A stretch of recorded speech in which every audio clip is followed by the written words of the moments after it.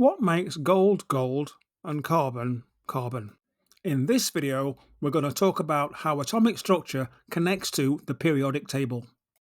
If you're not sure about atomic structure, check out my video, Basic Atomic Structure Explained, and then come back here. The center area of an atom holds two subatomic particles, protons and neutrons. The number of protons in a nucleus is called the proton number.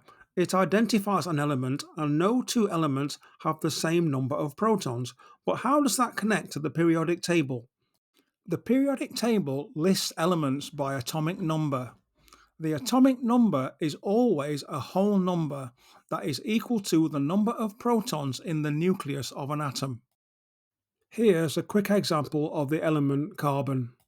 The whole number, which is the atomic number, is 6, telling you there are exactly 6 protons in the nucleus of the atom. If I add one proton to give a proton number of 7, the element would now identify as nitrogen. Next, we have your first chemistry calculation. This is where it all begins. Remember, the proton and the neutron both have an atomic mass unit, an AMU, of 1. If we add the total number of protons to the total number of neutrons, the sum total of that calculation is called the mass number.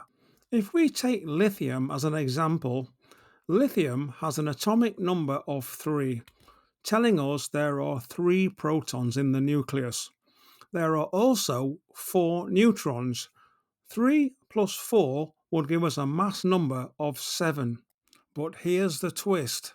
On the periodic table, the atomic mass is a decimal number and not a whole number.